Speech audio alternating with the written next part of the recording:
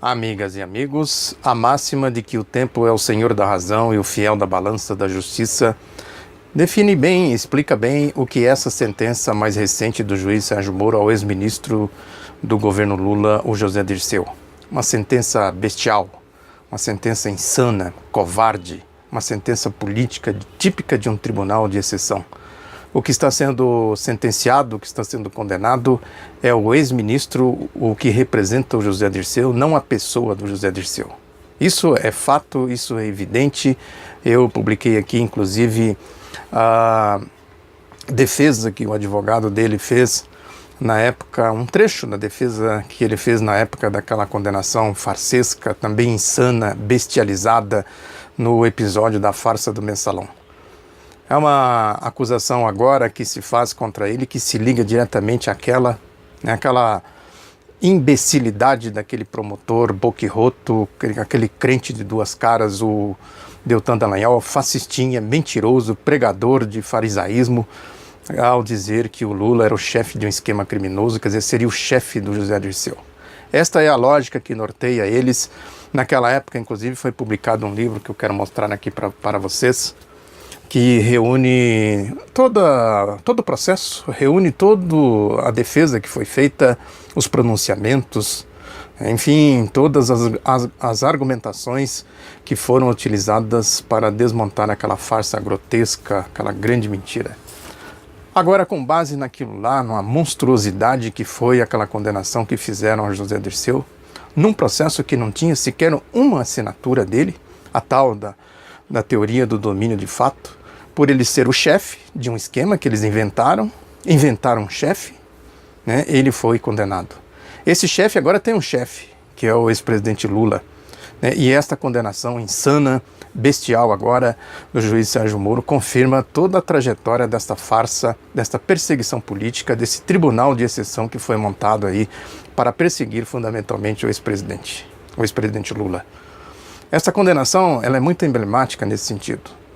E o tempo que eu disse aqui, ele conta muito sim a favor de um e de outro. Conta a favor do José Dirceu, conta quem foi o José Dirceu, quem ele combateu, quais foram as bandeiras que ele levantou ao longo da sua trajetória de militância política de esquerda. Enfrentou a ditadura, foi para o exílio, participou de todo o processo de construção de um movimento político que deu grandes contribuições no sentido do progresso social, do desenvolvimento do país. Foi aí um dos ideólogos do PT, um dos construtores do PT. Podemos dizer que o PT tem defeito, como tem o José Dirceu, como todo mundo tem. Não há dúvida disso. Defeitos que se atribuem a ele, que a gente vê por aí. Evidentemente que alguns defeitos que o PT tem poderiam ser evitados. São defeitos tipicamente da direita, dos partidos da direita. Comportamentos dos partidos da direita. Estou falando aqui dessa balela de corrupção, de caixa 2. Estou falando de comportamento político mesmo, de ter uma visão mais ampla, de acolher as alianças, os aliados, de ter uma visão mais estratégica, mais profunda do que é as transformações, da necessidade das transformações sociais no Brasil. Mas são questões irrelevantes, são questões que não devem contar na avaliação deste processo agora da sua condenação. Agora o juiz Sérgio Moro Qual é o tempo do juiz Sérgio Moro? Qual é a sua história? É a história do roubo dos tucanos de Maringá? É a história do Banestado? É a história de uma grande quantidade de processos. Eu já falei em outro vídeo, deixo aqui também para vocês darem uma olhada. A grande quantidade de processos nebulosos nos quais ele esteve envolvido. O Sérgio Moro, que põe a mulher, a esposa, para ser o porta-voz dele aí nas redes sociais, fazendo a defesa dele. O Sérgio Moro, que vive na Globo, que vive nas páginas da revista Veja, do jornal Estado de São Paulo. É o Sérgio Moro que tentou calar o Rogério Cerqueira Leite quando ele fez aquelas contestações às posições arbitrárias deste juiz de exceção, desse juiz ecofascista. E outras coisas mais que já são aí de amplo conhecimento. Esse é o tempo do juiz. conta também o tempo do futuro. Eles já estão, o José Dirceu e o Sérgio Moro e o Lula, já estão aí devidamente registrados na história. A história contará a trajetória dessas pessoas, desses personagens. A história certamente vai dizer, né, quem fizer uma pesquisa no futuro, uma pesquisa científica e séria, né, vai constatar, né, que esse juiz ecofascista é um juiz completamente sem moral, né, sem caráter, um juiz que se integrou aí um processo golpista de baixo nível, da roubalheira, da indústria da maracutaia. A ficha dele prova isso, a folha corrida dele prova isso, os comportamentos dele agora prova isso. Essa questão das delações aí da Odebrecht, essa é outra grande farsa. Agora já, por que eles mantêm lá o Marcelo Odebrecht e libera aí quase todos os outros delatores da Odebrecht? Por que não se abre o processo da Odebrecht, das delações da Odebrecht? Para exatamente fazer o que eles estão fazendo hoje.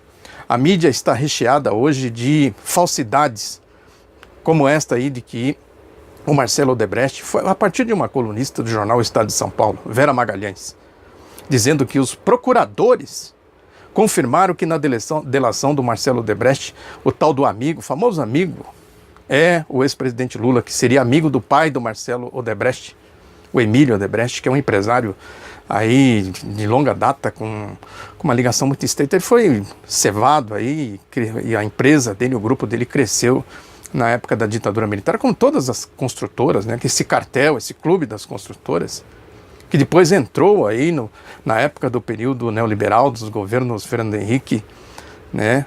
Como uma espécie de um sustentáculo do esquema de corrupção que eles montaram, que os tucanos montaram, lá na eleição de 1994 já, na reeleição do Fernando Henrique de 1998. Quer dizer, se a Operação Lava Jato tivesse seriedade, né, pegaria a coisa por aí, não pelo viés político como eles pegaram agora na sentença do José Dirceu. Não tem nada aí de justiça. Aquela máxima do François Guizet, quando a política penetra nos recintos dos tribunais, a justiça se retira por alguma porta. Na verdade, esse tribunal de exceção, que chama-se Operação Lava Jato, nunca teve justiça, muito menos política.